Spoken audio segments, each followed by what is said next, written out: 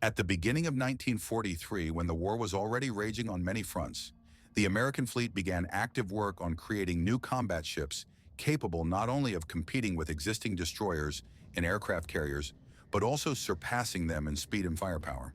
While most countries focused on developing new types of vessels, the United States paid special attention to designing new battleships, powerful ships with heavy armament and impressive size, capable of becoming a true force at sea.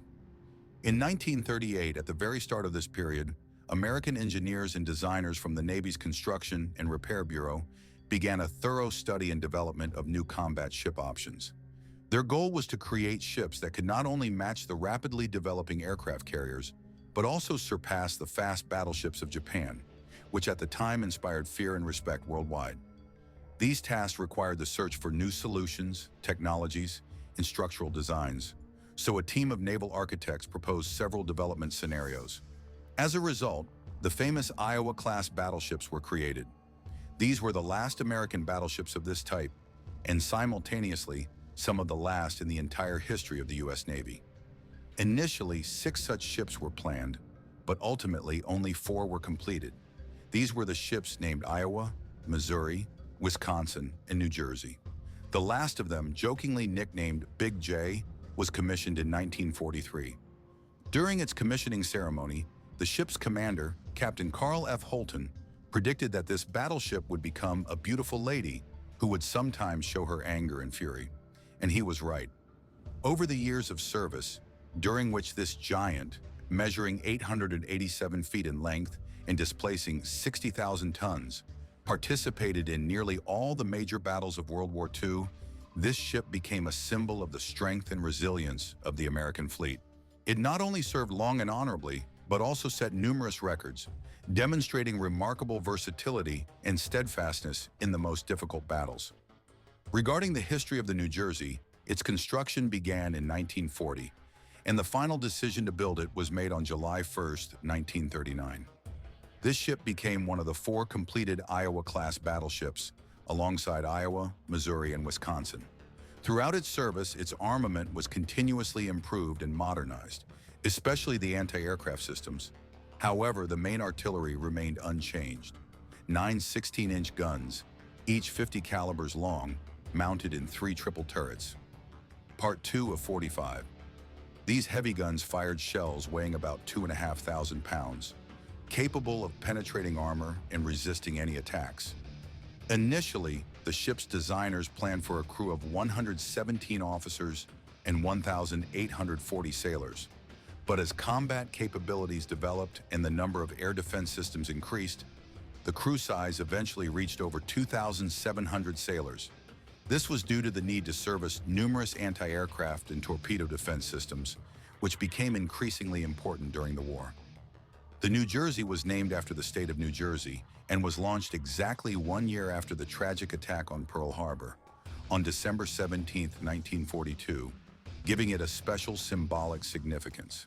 It was launched from the stern, sliding down the river, and at that moment, its bow touched the shoreline of the state it was named after. Afterwards, it was transported to a dock where construction and installation work were completed. In the state of New Jersey was one of the most powerful and famous battleships of World War II, the battleship USS New Jersey, which actively participated in numerous battles and operations in the Pacific theater of war. This ship not only struck key Japanese bases, but also escorted aircraft carriers, serving as a vital element of U.S. naval power during the war. During its combat missions, it took part in many operations across various Pacific islands, including the first large-scale aircraft carrier attack on Tokyo, where its crew successfully shot down 20 Japanese aircraft, both combat planes and kamikazes, and also assisted American pilots in distress. This ship became part of those events that entered history as some of the most significant in the naval war in the Pacific. Additionally, the USS New Jersey participated in 2 of the largest and most important battles of World War II in the Pacific. The first was the Battle of the Philippine Sea in June 1944. This battle is considered the largest in history of naval combat between aircraft carriers, and it was in this battle that the USS New Jersey played a crucial role, helping to break through the formidable Japanese fleet defenses, which previously seemed impenetrable due to numerous anti-aircraft guns and air defense systems. In this battle, the American fleet defeated Japanese forces, especially their air force, which at that time was one of the strongest and most numerous. Just 3 months later, the battleship participated in the Battle of Leyte Gulf, which is regarded as the largest naval battle in history. Despite some controversial moments and extensive discussions, this battle resulted in the complete destruction of the Japanese fleet as an effective fighting force, marking a major victory for the Americans in the Pacific. This ship became the only battleship among the Iowa class to serve as the flagship of two of the greatest American admirals of that era, Captain Ray Spruance and Vice Admiral William Bull Halsey Jr. As part of the main operations of the Pacific Fleet, the New Jersey participated in various significant battles and amphibious operations. It was involved in the Battle of Formosa, landings on Peleliu, Leyte, Muro, and Luzon Islands, as well as in operations to secure control over the South China Sea. The 4 Iowa-class battleships served together as a powerful striking force in the American counteroffensive in the Pacific. Among them, the New Jersey held a special place, standing out as the most prominent and recognizable representative of this formidable fleet.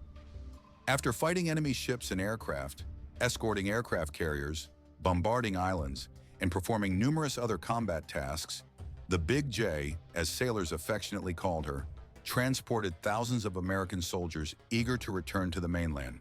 However, in the post-war period, when the war ended and peace began to restore, the need for such massive warships diminished in favor of other priorities.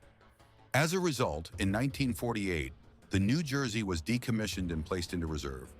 Unlike many other combat ships of that time, which were dismantled and sold for scrap, the Department of Defense decided to preserve the Iowa-class battleships in case their power and capabilities would be needed again. Thus, in 1950, when North Korea invaded South Korea, the situation required urgent action. The United States, under the initiative of the United Nations, quickly prepared its forces for intervention. At that moment, the New Jersey was reactivated from reserve status to become part of the active combat fleet. In November of that year, according to several naval officers, during 2 of its service deployments in the waters off the Korean peninsula, she demonstrated some of the most impressive gunnery skills they had ever seen. These skills were displayed while she was part of the Navy's mobile artillery unit, called Seashore. During the days of combat operations, her ability to fire accurately and powerfully was admired by all present. In July 1950, on her final combat mission, she successfully destroyed several North Korean bunkers hidden in caves and trenches, as well as large-caliber guns along the coastline. Just a few days later, the conflict ended, and a long period of peace began. At that time, the New Jersey was decommissioned and placed into the reserve fleet, or so-called mothball fleet, on August 21, 1950, where she remained for over 10 years. When this bloody war in Vietnam reached its peak, American aviation losses became truly catastrophic. In this regard, on May 21, 1967, Secretary of Defense Robert McNamara issued a directive to conduct a special investigation. The goal of this work was to find a way to reduce pilot fatalities while ensuring the necessary volume of ammunition to sustain combat operations. The answer came in August of the same year, when McNamara decided to reactivate the ship for combat readiness. He chose to return the USS New Jersey to the Pacific Fleet to strengthen naval gunfire support in Vietnam. This ship was intended to become a reliable means of bombing coastal targets, day and night, in any weather, whether rain or sunshine, without risking aircraft and pilots. Moreover, while North Vietnam's arsenal mainly consisted of tactical aircraft and a few torpedo boats, they virtually lacked the means to inflict serious damage on a battleship. The USS New Jersey was an ideal choice for this mission, as it was in much better condition than its fleet sister ships, thanks to extensive modernization and thorough maintenance carried out before its second commissioning. As a result, on March 26, 1968, the ship was officially reintroduced into the armed forces under the command of Captain John Edward Snyder. After returning to service, it underwent another modernization, during which advanced electronic systems were installed, a helicopter landing pad was created, and the guns were replaced and upgraded to better target objects within Vietnam. At that time, the USS New Jersey was the only active battleship in the world, and its arrival off the coast of Southeast Asia took place on September 29, 1968. The very next day, it fired its first shots in over 16 years, launching 29 16-inch shells toward targets in northern Vietnam, in the demilitarized zone near the 45th parallel. During its stay in the conflict zone, the ship traveled along the entire coastline and relieved American tactical aviation forces from the need to perform separate combat missions close to the shore. Additionally, the USS New Jersey and its crew responded to help calls from ground forces and the Marine Corps, such as the 101st Airborne Division, as well as the 1st and 3rd Marine Divisions and the 173rd Airborne Brigade. In 1969, one of the most powerful but already outdated combat ships was finally decommissioned. This gigantic ship remained inactive for many years until the early 1980s, when President Ronald Reagan launched a large-scale program to rebuild the American Navy, known as the 600-ship fleet. This initiative aimed to restore the U.S. naval forces after significant cuts that occurred following the end of the Vietnam War. The strategy of creating a powerful and numerous fleet became one of Reagan's main campaign promises in 1981. He advocated for building a large fleet capable of countering Soviet naval strength. As part of this program, all 4 Iowa-class battleships were brought out of mothballs and fully modernized with the installation of modern weaponry and electronic systems. Thus, the USS New Jersey and her battle companions were re-equipped to defend the country in the late Cold War era. These ships received new armaments and navigation systems, enabling them to perform missions under tense Cold War conditions. Subsequently, these ships participated multiple times in various operations, including missions in Lebanon and the Persian Gulf.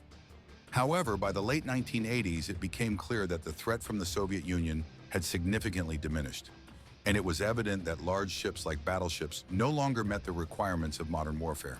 As a result, the USS Missouri, one of these ships, was decommissioned in the 4th and, as expected, the last time.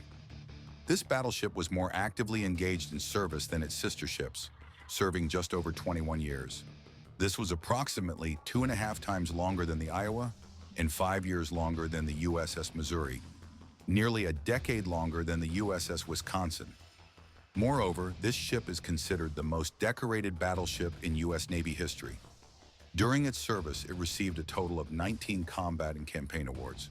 While Russia, after the Russo-Japanese War, began actively strengthening its territories in the Far East, recognizing their vulnerability, it started constructing powerful defensive structures.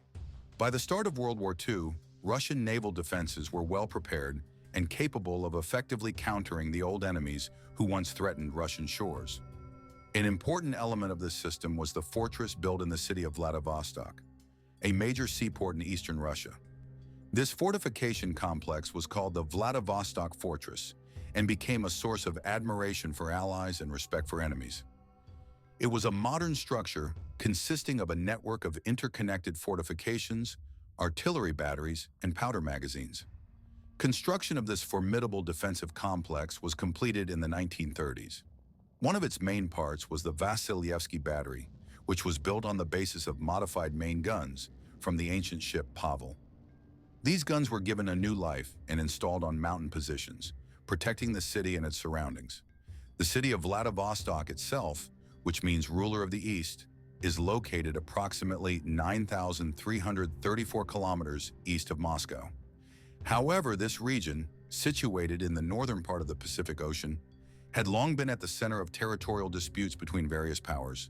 The island directly opposite the peninsula became part of the Russian Empire only after China ceded it by agreement, known as the Ping Treaty in 1862. As part of the so-called Outer Manchuria, this territory was renamed Risky Island, or in Russian, Russian Island. Additionally, this fortress was situated on key elevated positions along the main line of defense for both the island and the entire country. It was on these strategically important sites that fortifications were built to ensure reliable protection against potential enemy attacks. It soon became clear that such structures would be especially valuable in fighting a specific adversary, the Japanese. When the Russo-Japanese War broke out in 1904, the Japanese fleet immediately launched active operations off the coast of this region. In an interview, the well-known author and historian Vladimir Henin stated that, quoting him, "The Japanese cruiser fleet arrived here. These were armored cruisers armed with 203mm caliber guns. At that time, it was freezing weather, minus 31 degrees Celsius, and the frozen bay hindered maneuvering of the Japanese ships. They began shelling the eastern part of the city, where military workshops, batteries, and fortifications under construction were located. However, the Japanese did not even attempt to pass through the eastern Bosphorus, the narrow strait between Russian Island and the Morav Peninsula. This was due to their confidence that such a risky maneuver would be too dangerous. Since then, Russian Island has become part of legends and stories. Ultimately, after the end of the Russo-Japanese War in 1905, a peace treaty was signed, under which Russia was forced to cede rights to the Lung Peninsula and the port of Qingdao. Additionally, the country lost the southern branch of the Eastern Chinese Railway and Sakhalin Island in the south. Russia was also required to grant the Japanese fishing rights in its waters under very unfavorable conditions. At that time, the only naval base in the Pacific Ocean was the military base located on Voisky Island, which was also the only well-equipped trading port in the Far East. The significance of this fortress was undeniable, as it served as an important strategic point. However, the state of its structures was less than ideal. In the subsequent decades, efforts to restore the fortifications faced numerous obstacles. It all began with revolutionary protests and armed clashes in the Bush area immediately after Russia's defeat in the war with Japan. Then, during the years of World War I and the Russian Revolution, the restoration was almost completely halted, as resources, materials, weapons, and personnel were urgently needed elsewhere. Over time, the structure of the fortress continued to deteriorate and decay. Only in the 1930s, under the communist regime, did the threat from neighboring states reemerge. After 30 years of historical shame before the Japanese, during which Russia suffered significant losses, the Soviet authorities were forced to prepare to defend their borders in the Pacific Ocean. This time, unlike in previous years, there was no ice that could hinder the invaders, and the country was preparing for a possible attack. Russian Island was a geographically very advantageous location for strengthening defenses, as its protruding part was directly in the path of approaching enemy fleet. In this regard, Admiral Dmitry proposed an idea to install powerful artillery on the island to ensure its protection. The plan involved using an old, heavily damaged warship, which still had usable guns. The old battleship Pava, the second in the gun gut class of cruisers, the first in the history of the Russian fleet of armored cruisers, was chosen as such a vessel. This ship became the seventh of 7 ships named after Russia's victory over Sweden in 1709. It was built at Admiral Taya's shipyard in St. Petersburg. Its keel was laid in June 1909, and 2 years later, in June 1911, the ship was launched. Subsequently, by 1920, the vessel was fully completed, brought to combat readiness, and prepared for its missions. This warship was named Poltava and was intended to defend the Gulf of Finland's entrance from potential attacks by German forces. However, despite all plans, the enemy never attempted to penetrate this strategic area, and ultimately, Poltava was converted into a training ship.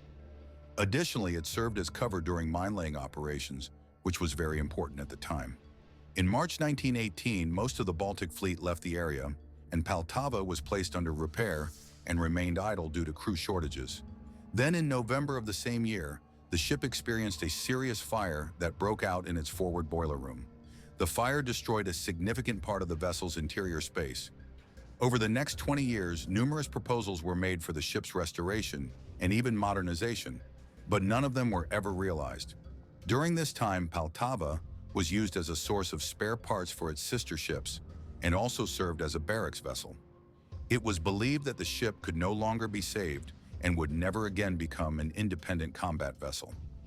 Ultimately, the Russian fleet saw an opportunity to extract still operational guns from it for the defense of Vladivostok. Several kilometers from Novik Bay, in the southern part of Russky Island, is battery number 98081, better known as Vashalov Battery.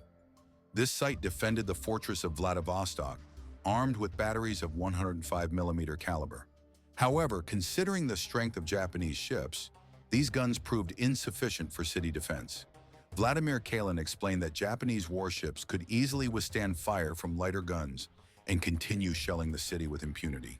Therefore, the powerful guns from the Poltava were transported to the island and named after the People's Commissar of Defense, Clem Barashilov, who actively supported the development of defensive structures. In 1931, the Soviet Revolutionary Army approved a plan to create a coastal defense system that would be impossible to detect from the sea. Construction began in 1932 and lasted for 2 years. Using the natural features of the terrain, engineers created a formidable defensive system. The battery was completed in record time, which was considered a true engineering miracle. Structurally, the complex consisted of 2 towers connected by an underground corridor 250 meters long. Only the towers were visible externally, while inside there were 5 floors of underground buildings extending to a depth of 15 meters. Their concrete vaults had a thickness of over 3 meters, capable of withstanding explosions of bombs weighing up to 1 ton dropped from the air.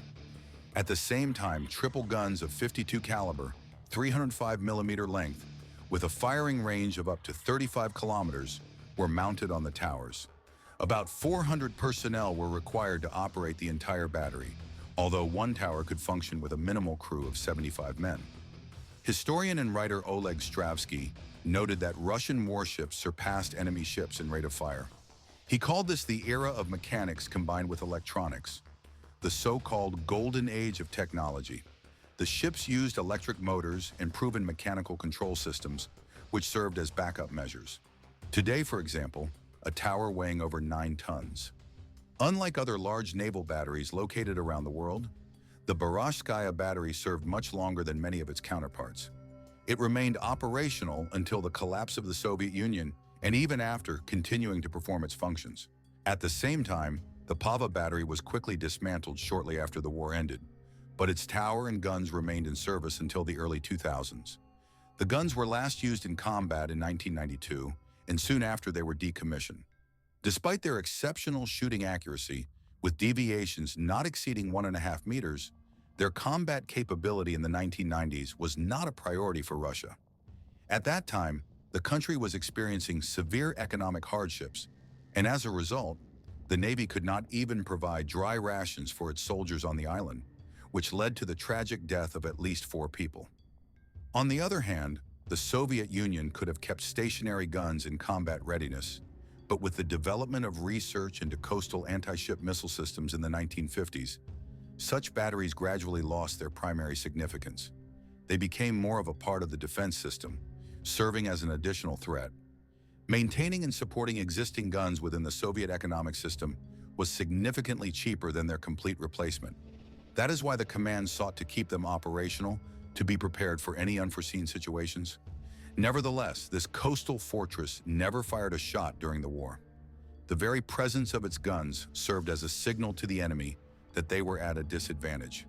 Ironically, it was their silence and non-intervention that helped achieve success. In 1995, this complex was recognized as a monument of history and culture. About 3 years later, the Pacific Fleet Naval History Museum opened in Vladivostok, where visitors could view this and many other exhibits. Across Russia, Poltava is still affectionately called the longest battleship in the world. This legend is associated with the era of the First World War. Despite Germany's significant successes on the continent, its powerful fleet on the open sea continued to remain in ports under the control of the larger and stronger Royal Navy fleet. After the British Admiralty entrusted Admiral Reinhard Scheer with command, he decided to carry out a daring plan to break the blockade. His idea was to divide the British squadron into smaller groups, lure them into a trap, and destroy them before larger forces could intervene. Scheer ordered his first reconnaissance squadron, commanded by Franz Hipper, to go out to sea to the north to lure Sir David Beatty's battlecruiser fleet beyond the ports. At the same time, he planned to keep the main forces under Sir John Jellicoe's command in reserve, so they would not interfere in this conflict. When Hipper engaged in battle, he was supposed to retreat quickly to the south, with Beatty pursuing him, which would lead the British fleet directly into the trap. He planned to deliver an unexpected and powerful blow to the British fleet, which until then had been Germany's main opponent at sea.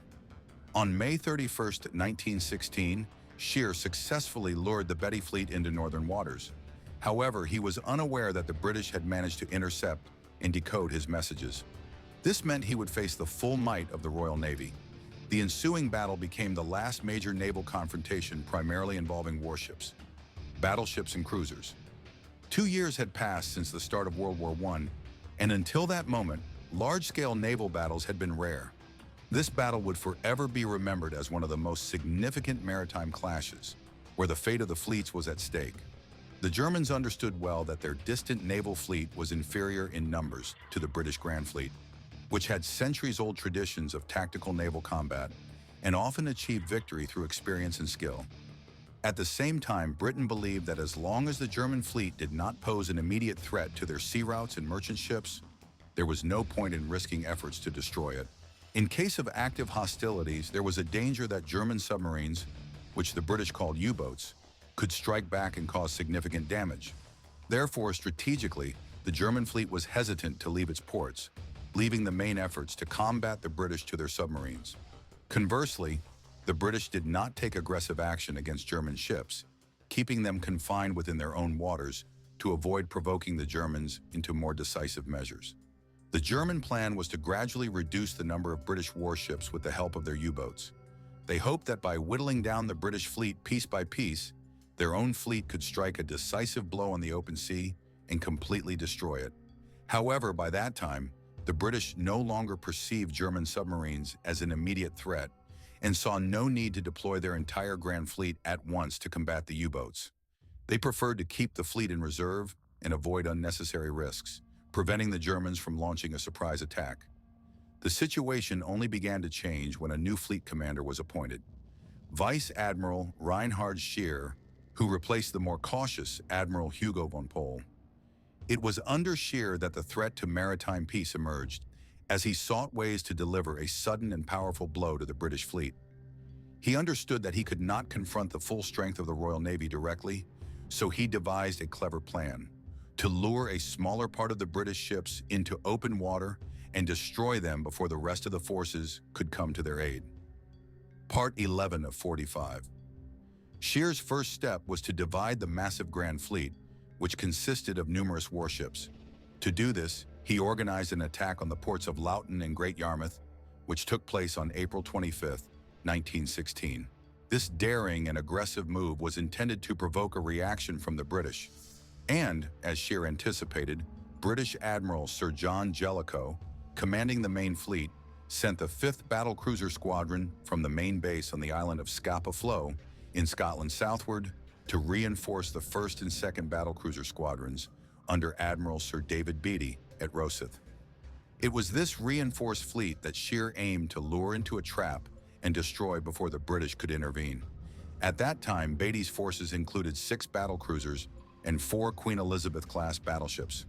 When the enemy fleet was already moving south, Scheer launched the second phase of the operation, sending Vice Admiral Franz von Hipper, head of the German fleet's reconnaissance group, into action.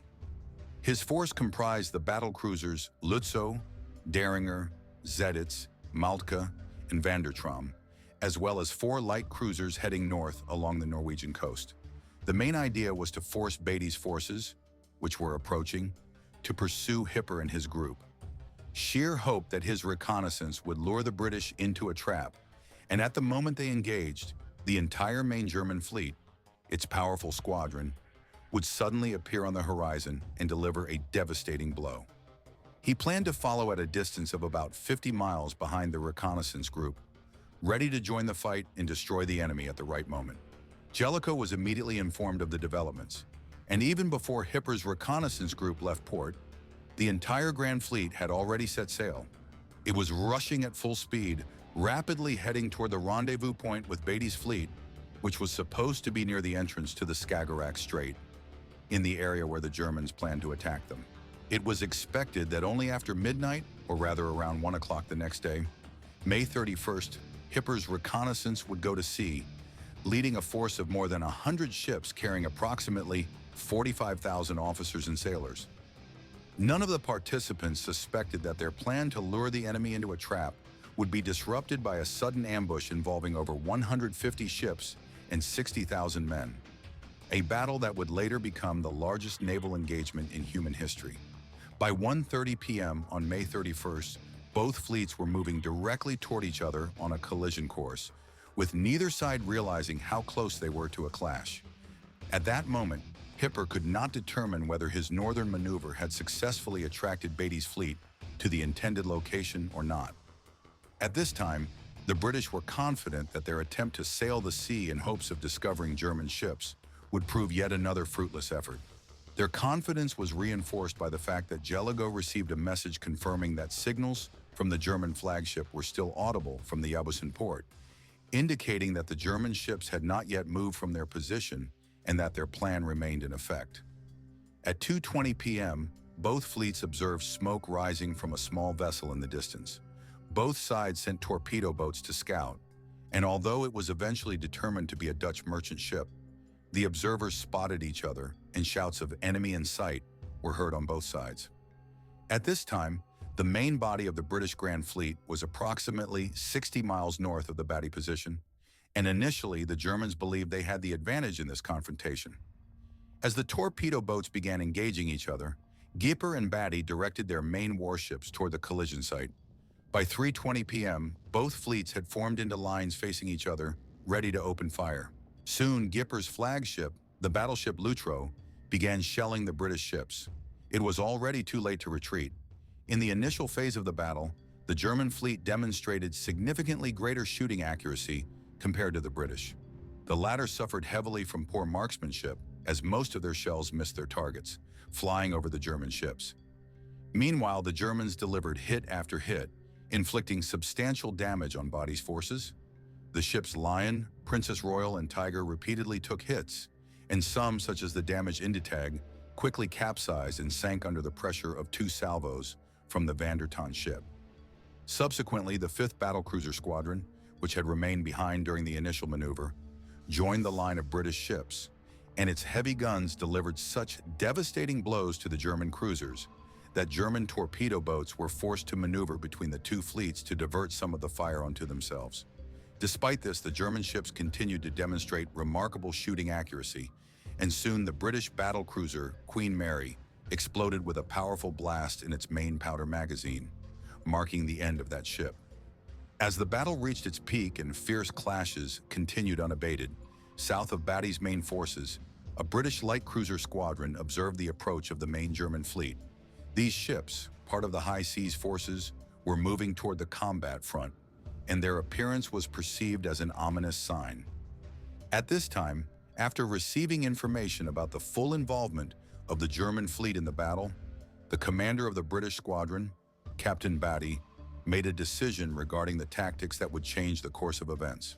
He immediately began to retreat from his position to create the illusion of withdrawal, which led the German fleet to believe that the British were retreating, while in fact he was luring them northward, directly into a trap prepared by the strength and numbers of the British forces. At such a critical moment, the situation became especially dangerous. Visibility sharply deteriorated, the fog thickened, and at that time, the ship Jellicoe, located about 40 nautical miles from Beatty's position, continued moving in 6 columns, unaware of the exact location of the enemy. He understood that without precise information about the German fleet's position, he would not be able to take decisive action in time and choose the optimal tactics. That is why he was in urgent need of information that could help him determine when and how to form a unified battle line to strike the enemy most effectively. In desperation, as the situation grew more tense, Jellicoe suddenly received a radio message from Captain Batty, reporting the position and direction of the German fleet. This call became a decisive moment in the entire battle, as it provided Jellicoe with the crucial information. Based on this, he made the most important decision. He ordered his main combat formation to deploy in a line along the left flank to take advantage of the last faint light and simultaneously block the retreat route of the German ships, especially Schirr's ships. This was a strategically vital decision that changed the course of the battle. When the last British warship took its place in the line, the fog slightly lifted, and the command saw the German fleet moving directly toward them. At that moment, about 100 German warships were ready to open fire on the British forces. This moment became a true victory for Jellicoe, as he managed to force the German fleet to use only their forward guns, continuing to approach the British trap. Soon, a barrage of fire and destruction rained down on the German ships, which was meant to crush their forces. However, thanks to the sturdy construction of the German vessels and the shortcomings of British ammunition, the German fleet was not destroyed instantly. Some ships, including the famous HMS Invincible, were disabled, but the German ships managed to organize a retreat maneuver, destroying the British ship Invincible before withdrawing. This maneuver was executed perfectly. German torpedo ships launched smoke screens to conceal Scheur's retreat, while the British remained puzzled, watching the German fleet withdraw, having lost only a few ships. In an unexpected turn of events, Scheur suddenly decided to turn back and attack the main British fleet again. Debates about the reason for this move still continue. Some believe it was a mistake, an attempt to encircle the British forces, while others think he wanted to deliver additional strikes. In any case, this decision quickly turned against him. The British fleet immediately opened fire on the German ships, and several of them were sunk. Realizing their mistake, Scheur ordered a second retreat, but this time their withdrawal was chaotic and disorganized. Many German ships began to leave without waiting for orders, under the pressure of British firepower. At a critical moment, torpedo boats played a decisive role, rushing at the British ships and sacrificing themselves to enable the German fleet to escape.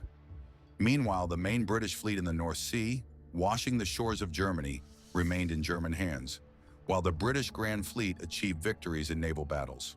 However, this victory came at a high cost. The movement and strength of both sides proved to be too costly. The British lost significantly more ships and sailors than the Germans. During the battle, 3 cruisers, 3 battlecruisers, and 8 destroyers were sunk, compared to 1 German battleship, 1 battlecruiser, 4 light cruisers, and 5 torpedo boats. As a result, British losses were more than twice as high as German losses. Although Britain claimed victory, the Germans also declared their own, since the outcome of the battle was not unequivocal. The result had a profound impact on the German fleet, which had to remain in port for an extended period, while the British fleet was ready for new campaigns just 4 days after the battle. At the beginning of World War II, Norway remained a neutral country and did not allow Allied forces to cross its territory to assist Finland during the Soviet invasion in 1939. Meanwhile, France and Britain developed a plan known as Plan R4. This plan involved a major military operation to seize Norway. Upon learning of this plan, Hitler decided to preempt his opponents and be the first to capture Norwegian ports. Soon after, the German Navy, known as the Kriegsmarine, headed toward Norwegian ports under the guise of friendly forces, but with one clear demand: that the local fleet in the strategic city of Narvik surrender all its warships. However, this hasty move revealed Germany's true intentions. Shortly after arriving in Narvik, the British Navy seized the opportunity to deliver a decisive blow to the German fleet. As a result, Europe was shaken. Germany invaded Poland, forcing France and Britain to declare war on Hitler. In this chaos, the Soviet Union actively intervened, taking advantage of the situation and attacking Finland, initiating the brutal Winter War. Amidst all these events, Norway held a special place. Despite pressure and threats, it decided to remain neutral and avoid bloodshed. For the Allies, this stance became a real problem. Without Norwegian support, it was impossible to aid Finland, and moreover, vital sources of iron ore for Germany were located in Norwegian mines. Part 15 of 45. To disrupt the iron supplies that fueled the Wehrmacht, Britain and France devised a clever plan. They intended to request permission to send expeditionary forces through Norwegian territory into Finland. However, upon arrival, the Allies planned to seize Norwegian mines and control over the country's strategic resources. Before the war, most of the iron supplied to Germany came from French mines in the Lorraine region. But after the invasion of Poland, Norway became Germany's main source of iron ore. If the Allies could cut off these supplies, they could deprive Germany of vital resources for war. However, the Norwegians were well aware that the Allies might attempt to seize their industrial facilities and refuse to allow foreign troops on their territory. In response, the Allies openly threatened that, if refused, they could seize the mines by force. Hitler took these threats very seriously, especially after the Altmark incident, when Britain demonstrated its willingness to ignore Norwegian neutrality to achieve its goals. At the moment when decisive action was needed, he decided to strike first. On April 29, 1940, German forces launched an attack on Denmark and Norway. There were very few warning signs, and the Norwegian authorities underestimated the threat already looming over their country. A few hours before the invasion began, on April 8th, the German secret combat ship Rio de Janeiro was sunk off the coast of Lillesand by the Polish submarine Orso, part of the 2nd Submarine Squadron of the Royal Navy. That same night, the Norwegian Coast Guard spotted an approaching German ship, after which they opened fire, destroying its crew and captain. Time was moving very quickly, and the situation on the front was rapidly deteriorating.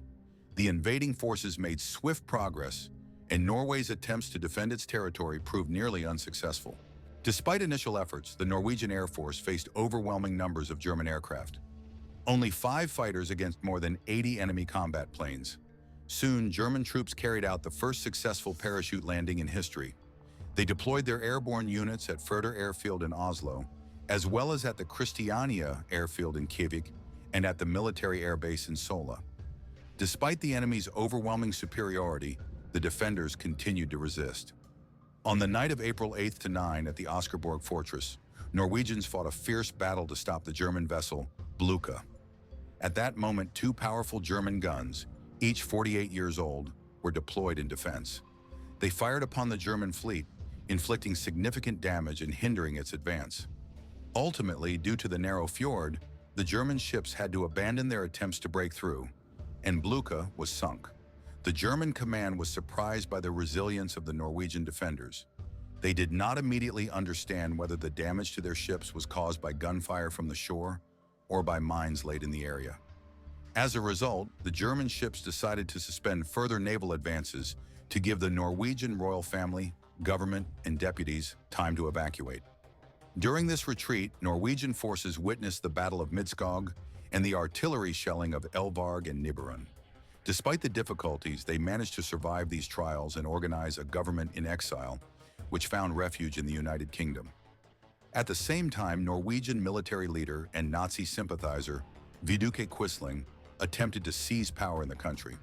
Through a radio address, he announced the creation of a Norwegian Nazi government, while a full-scale invasion was underway. In less than 24 hours, German forces captured strategic ports and facilities in Bergen, Stavanger, Edgersand, Kristiansand, Arendal, Hortong, and Trondheim. Meanwhile, Norwegian coastal defense ships, the armored and minesweeping vessels Nora and Elsvold, tried to defend the port of Narvik. However, the strength of the German Navy proved too great, and shortly after the attack began, the ships were sunk. The overall success of the German operation to seize Norway was significant. Almost all local defensive forces collapsed. Nevertheless, not everything went according to plan. The long journey to Narvik was complicated by the fact that Germany had prepared and sent at least 3 tankers by sea in advance, intended for refueling the fleet before the invasion. Fueling with a single military vessel was a very lengthy and complex process, requiring considerable time and effort. During the first attack, the British fleet made several attempts to intercept the ship carrying fuel, the so-called Kriegsmarine, but all these attempts failed. Despite this, the British fleet commander, Commodore Bernard Warburg-Lee, who led the second destroyer, Flotilla, already knew where the German warships were located. Moreover, he suspected that the German ships were likely low on fuel, giving him a certain advantage. As a result, Flotilla headed toward the port of Narvik with the aim of delivering a surprise and crushing blow to the German fleet and destroying it. This plan was very risky and complex, as only 5 British destroyers, Hardy, Husper, Havoc, Hunter, and Hostale, were available for its implementation. Additionally, according to Norwegian pilots, 6 German destroyers were in the port, and the command hoped that the element of surprise and an unexpected attack would help level the odds in the battle. Early in the morning of April 10th, the flotilla approached Narvik, hiding in a dense snowstorm. At that moment, British ships suddenly emerged from the fog and launched a swift attack on 2 German vessels that were refueling at the only tanker, Jan Velum. This marked the beginning of the first naval battle at Narvik.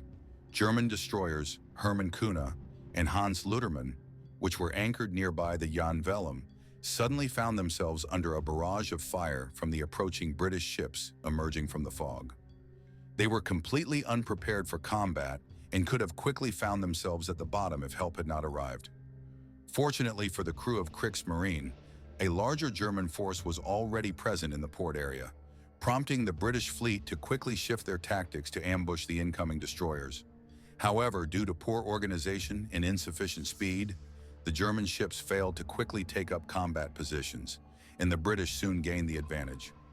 5 British destroyers, Hardy, Hotspur, Havoc, Hunter, and Hostile, launched a coordinated strike, destroying the destroyers Wilhelm Held and Anton Schmidt within minutes, and seriously damaging Derwin Roeder, while 2 other ships, which were refueling at the time, sustained minor damage. Meanwhile, on land, German troops began responding with gunfire at the approaching British destroyers, forcing the ships at sea to retreat. They lacked landing forces capable of neutralizing the German infantry on shore, so the British command was forced to abandon further landing attempts. Despite this, Hostile launched a torpedo attack against cargo ships in the port, successfully destroying 11 vessels, 6 of them German, 1 British, 2 Swedish, and 2 Norwegian. According to reports, the British managed to disable 5 of the 6 German destroyers in the region. At this time, Vorbert and Lee's command mistakenly believed there were only 6 destroyers in Narvik, when in fact there were 10. As the British ships were leaving the port, they were suddenly attacked by German destroyers Wolfen Zanar, Erik Conger, and Erik Giza, which unexpectedly emerged from the Herjängs Fjord to the north, leading to Narvik. They were joined by 2 more German destroyers, George Teal and Barr. Surprised and with very limited ammunition, the British ships found themselves in a difficult situation, having to fight against 5 fully armed and combat-ready German destroyers. The situation at sea became critical. Every moment could be the last. At this time, a second ship, called Flotilla, engaged in a prolonged battle with the 3 initial German destroyers, attempting to hold back their assault. However, the situation worsened when 2 more German destroyers, coming from Bangang Bay, appeared on the flank. In this difficult situation, Captain Warburton Lee and his crew displayed courage and resilience, fighting desperately and refusing to give the enemy an easy victory. An intense naval battle was brewing, during which German ships surrounded the British vessels from all sides, and this encirclement proved to be highly destructive. As a result, the Fatul sustained serious damage that made further operation impossible, and unfortunately, Captain Warburton Lee was killed in action. The rest of the crew decided to abandon the damaged ship on shore to save the team and preserve lives. Losing their flagship, the combat capability and morale of the second ship sharply declined. Soon after, the British ship Hunt was hit by German torpedoes and sank within minutes, losing all its combat purpose. At the same time, Hotspur was also struck by enemy torpedoes, which seriously undermined its combat effectiveness and ability to continue fighting. In circumstances where victory seemed increasingly unattainable, the remnants of the British forces began to withdraw from the battle. Despite the damage inflicted on them and fuel exhaustion, the German destroyers chose not to pursue the fleeing opponents. They decided not to chase the retreating British, realizing that pursuit was pointless. Ultimately, despite heavy losses, the second flotilla inflicted significant damage on the enemy, and this heroic battle became an important chapter in naval warfare history. For his bravery and self-sacrifice, Captain Warburton Lee was posthumously awarded the highest honor, the Victoria Cross. The other ships of the Kriegsmarine series barely had time to rejoice in victory because in response to the events, the Royal Fleet immediately sent the mighty battleship Vors Spate and 9 more destroyers into the fight. Over the next few days, these forces broke through to Narvik to continue what Warburton Lee had started and to finish the battle with the German fleet. At a time when World War II was reaching its dramatic conclusion, an American battleship, the Missouri, forever entered the history of the U.S. Navy. It was there as America took its final steps toward the Japanese islands, supporting the landing of troops on Eniwetok and Okinawa. When preparations for testing atomic bombs were already underway, in the sky and on land, the Missouri left no chance for the enemy, delivering devastating strikes to the heart of Japan and forcing the empire to surrender under the might of the American fleet. After atomic bombs were dropped on Hiroshima and Nagasaki, the Japanese emperor finally decided to capitulate. It was on the Missouri that the peace treaty was signed. The official agreement to cease hostilities was concluded on its deck. After the war ended, and with the era of battleships behind us, many believed that this ship would be decommissioned and left unnoticed. However, years later, it was restored, refitted, and armed with Tomahawk missiles so that it could participate in new conflicts. By the 1930s, it became clear that a major world conflict was imminent. The Japanese Empire, full of ambitions and a desire for expansion, was a significant concern. Specifically, American strategists during World War II concluded that, in order to successfully accomplish their missions, the U.S. Navy needed to be prepared for active operations in the Central Pacific. They assumed that ships heading into this zone would follow long communication and logistical routes, which could be vulnerable to the swift and maneuverable Japanese fleet armed with powerful fast cruisers. The main concern was that traditional American battleships, capable of only 21 knots, responded too slowly to the rapid maneuvers of Japanese forces. These ships could not quickly engage Japanese formations, jeopardizing the fulfillment of their objectives. At the same time, faster aircraft carriers with their escort cruisers could find themselves at a disadvantage against the superiority of Japanese Kongo-class cruisers, which had recently been upgraded to fast battleship standards.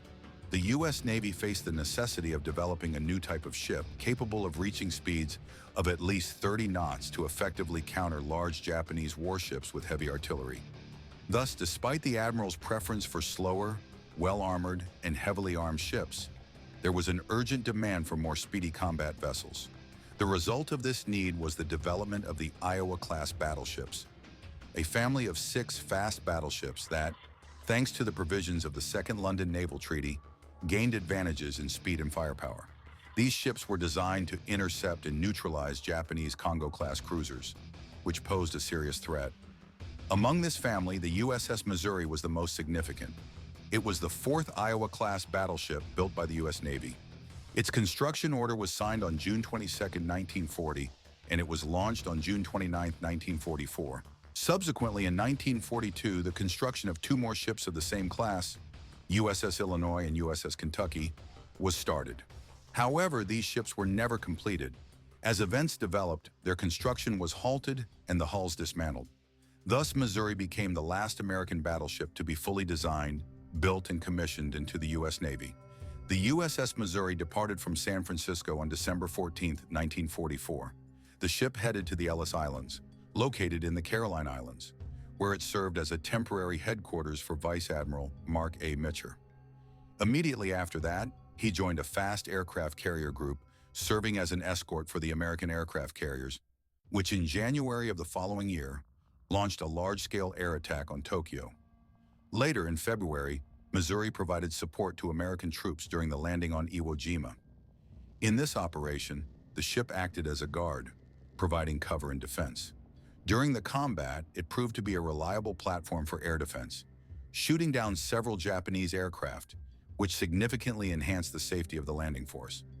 Afterward, the ship headed to the Sea of Japan, where the heavily damaged aircraft carrier Franklin was located. During the days when the enemy attack on the Japanese ship continued, Missouri and its group entered the combat zone to facilitate the retreat of the damaged vessels and allow them to leave the dangerous area safely.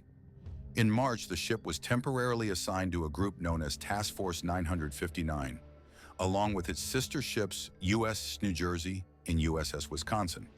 As part of this group, it participated in shelling the southern coast of Okinawa, where the Japanese had established a fierce defense. The survival after the kamikaze attack became a significant event for the American forces, as the Missouri continued to provide substantial support to the fleet attacking Okinawa.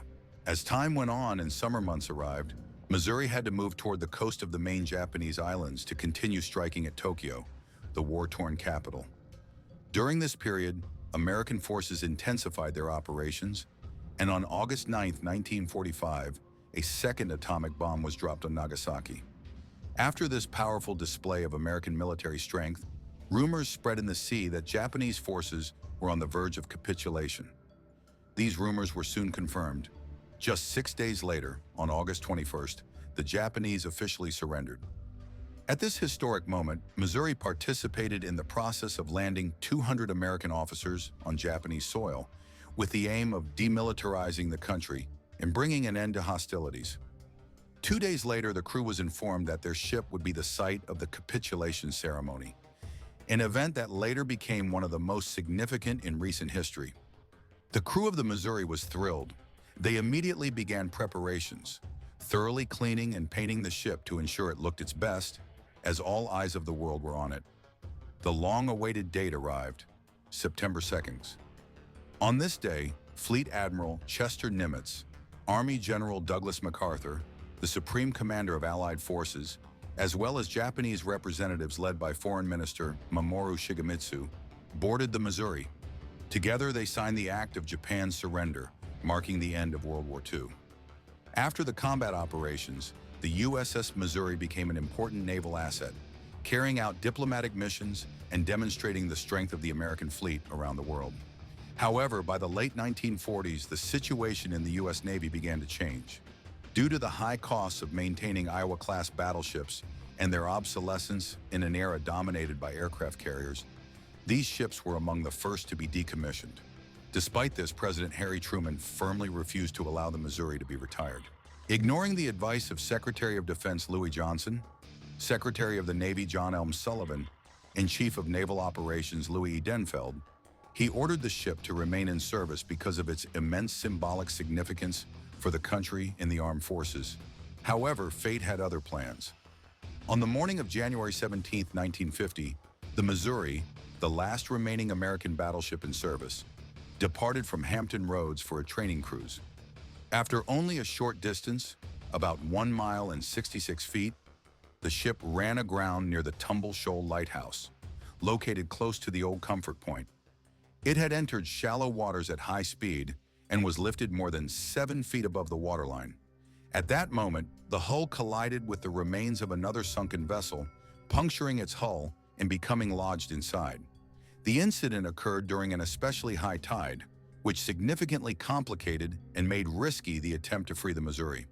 Assistance from tugs, pontoons, shore equipment, and, of course, a rising water level was required. After 2 weeks of persistent work and special operations, the ship was freed and subsequently taken for repairs. During this time, as the world was embroiled in another major conflict, the Korean War, Missouri was recalled from the Atlantic Fleet and sent to the Pacific. There, it once again served as the headquarters for numerous admirals and senior officers overseeing operations and strategy. Missouri became the first American battleship to reach Korean waters. On its very first day of arrival, September 15, 1951, it immediately opened fire on Samchok to distract enemy forces from the landings at Incheon. This act marked a significant milestone in the history of the U.S. Navy, as for the first time since World War II, a major combat vessel fired its guns in combat against an enemy. The vigorous artillery salvos fired at that moment, combined with the actions of the cruiser Helena and 2 destroyers, created conditions for the successful advance of the U.S. Eighth Army. The powerful and seasoned combat ship continued to perform vital missions, often supporting combat operations across the Korean Peninsula. He served not only as a fire support vessel, but also as a command ship for some of the most important admirals involved in the war. Throughout the campaign, the Missouri repeatedly acted as a key support element, providing fire support for land and naval forces. Its last missile strike mission took place on March 25, 1953 in the Kojo area. The following day, during its final operation, its commander, Captain Warner Oldsill, suddenly lost consciousness from a heart attack while steering the ship through an underwater minefield barrier near Sabo. After that, the Missouri was replaced as the flagship of the 7th Fleet by its sister ship, the New Jersey, which had recently been recommissioned. Soon after having completed its service in Korea, the Missouri was decommissioned and taken out of service. However, its historical significance remained very high, and it was granted a special, extraordinary status. The vessel was moored off the coast of Brittany, west of Seattle, Washington, and became a popular tourist attraction. Millions of visitors from around the world came to see the famous surrender deck, the place where Japan refused to continue the war and signed the surrender, bringing World War II to an end. In the summer of 1984, as part of Reagan administration's program to build a fleet of 600 combat ships, the Missouri was relaunched and transported to the Long Beach Naval Base for modernization. This famous American battleship was equipped with the most advanced technology of the time. 4 Mark 14 missile launchers for Harpoon missiles, intended for destroying enemy ships, were installed. Additionally, 8 armored Mark 14 missile launchers for 32 Tomahawk cruise missiles were added, along with 4 Phalanx automatic guns designed to defend against enemy missiles and aircraft. All radar and fire control systems were fully upgraded, and new electronic systems were installed on the ship. To prepare for potential conflicts during the Cold War, the Missouri was equipped with the ANSLQ-25 electronic countermeasure system. Designed to use Nixie anti-submarine torpedoes to distract enemy missiles and explosive devices. The ship also received missile decoy launch systems intended to create false targets and confuse enemy missile systems. All of this made it truly combat-ready and prepared for battle. For the first time since its modernization, the Missouri raised its weapons in combat again. At dawn, at 1:40 a.m. on January 17, 1991, it launched a Tomahawk missile at targets in Iraq. This time, there was no one nearby to save the aging ship from final decommissioning and scrapping.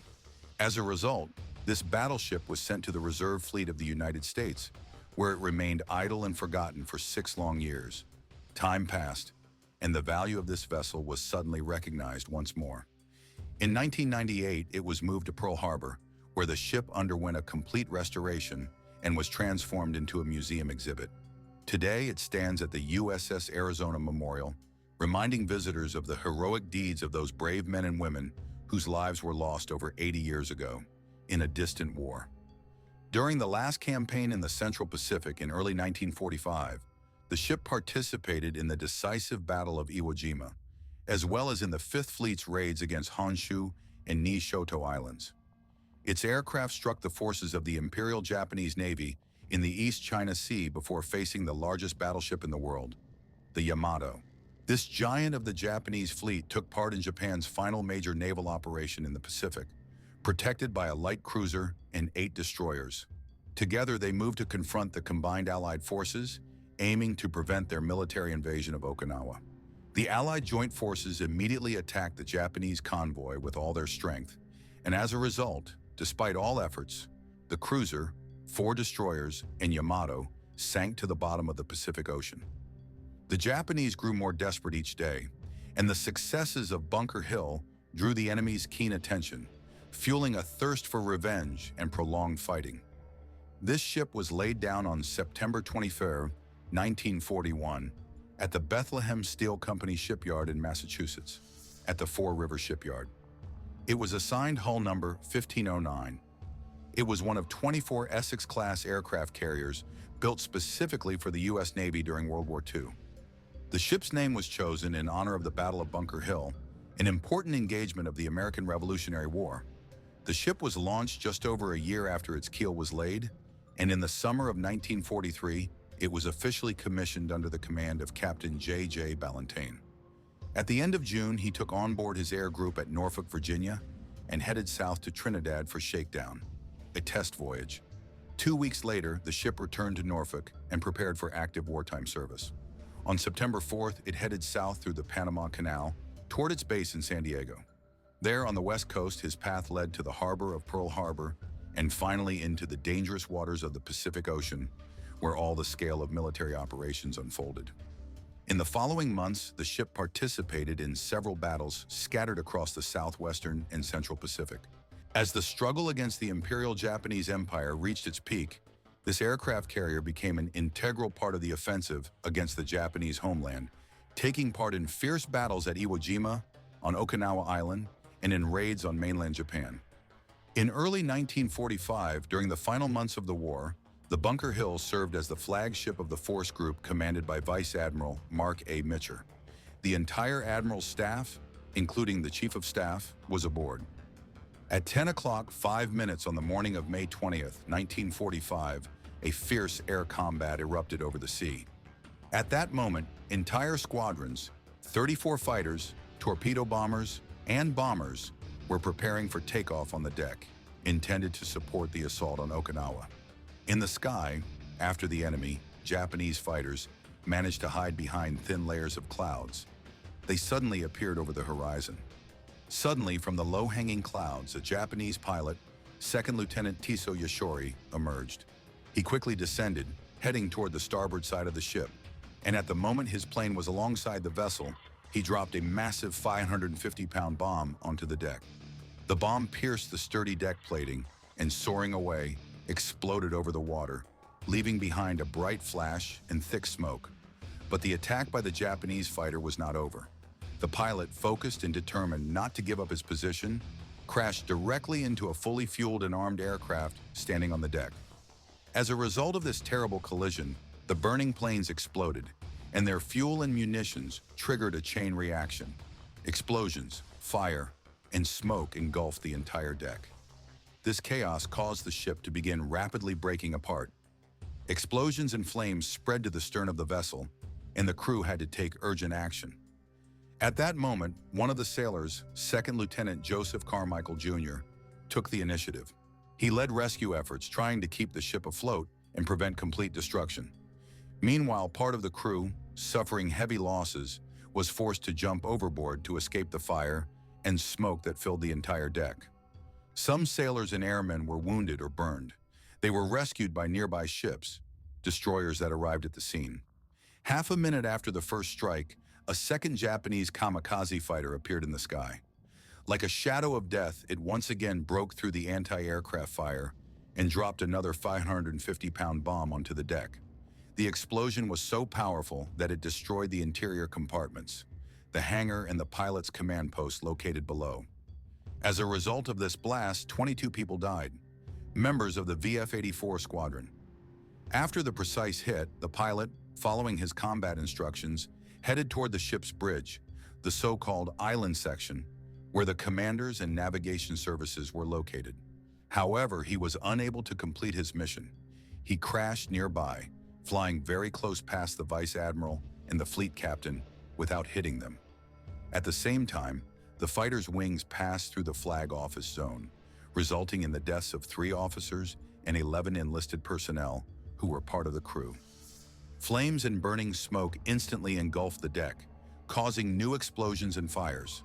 The entire emergency response team was already on the scene, fighting the steadily spreading flames and trying to stop the chaos on board. Simultaneously, other specialists attempted to control the flooding that had begun underwater. The engineers on board worked under extremely difficult conditions, risking their lives, but they did not give up and continued the fight. At the most critical moment, the ship's chief engineer, Lieutenant Commander Joseph Carmichael Jr., took charge of the rescue and firefighting efforts.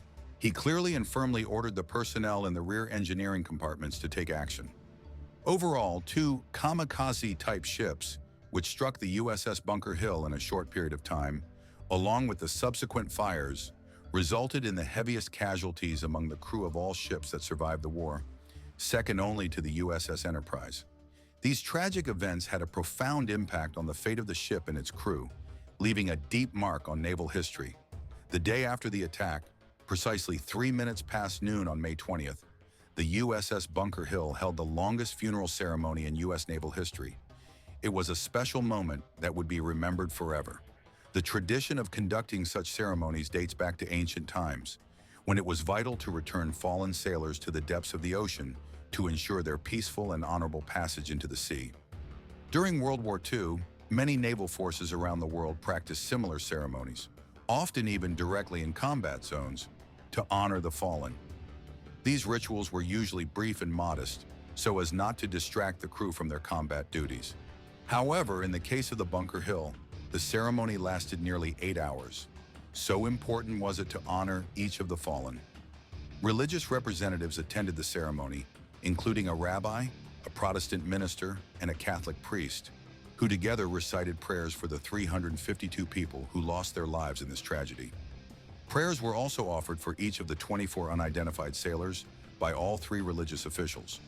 Those who remained alive were on the deck almost the entire time, watching this solemn ritual, but many, overwhelmed and filled with emotion, moved away to experience this difficult moment alone.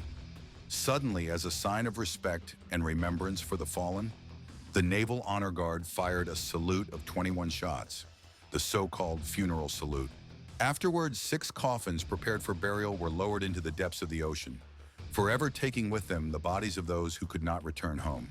This somber and touching act was completed by dusk, and the tired, exhausted, and grieving crew prepared to return to their ship and continue their service. According to Ginsudi from the Naval History and Heritage Command, this ceremony was not only a tribute to the fallen, but also an expression of respect for the survivors, demonstrating resilience and patience during long and difficult hours to honor their comrades in their final journey. After a brief stop at Pearl Harbor, the Bunker Hill set sail back to the continental United States, heading to the shores of the mainland. Ultimately, it arrived at the Puget Sound Naval Base in Bremerton, Washington, where it underwent necessary repairs. At the same time, the crew received news that hostilities had finally ended. The soldiers and sailors were given the opportunity to go on leave and return home to their families.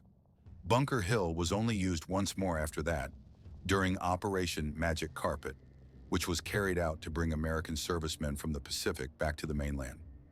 Over the next few years, the ship made voyages from the West Coast to the Philippines, Guam, and Saipan.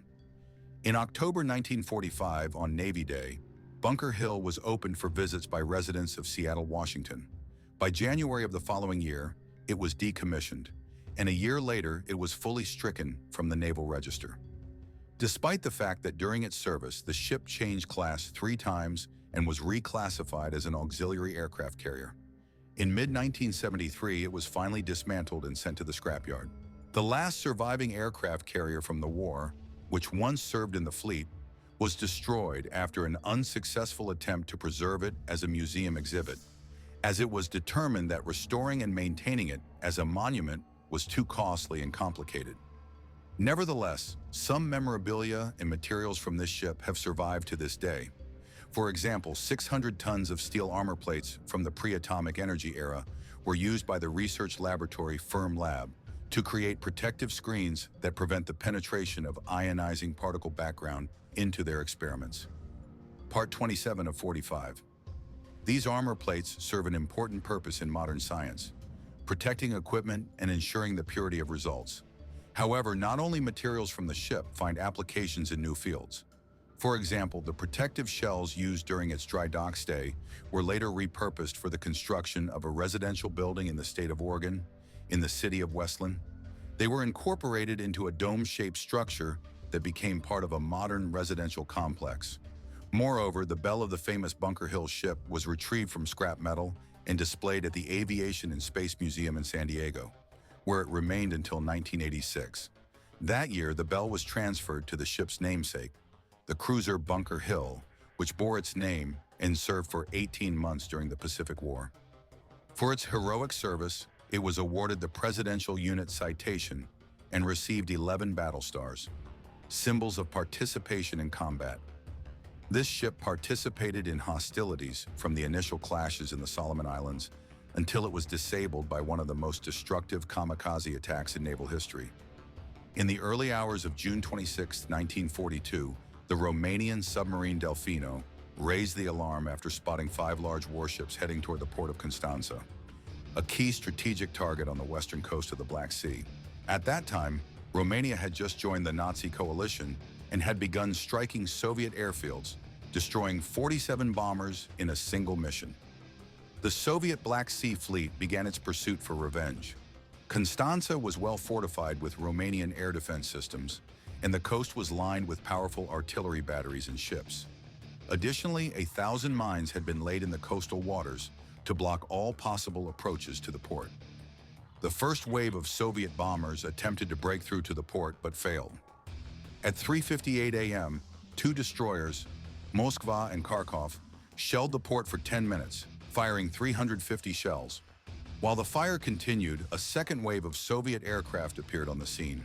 Then a pilot named Oria Agarici, representing the Romanian Air Force, took to the sky.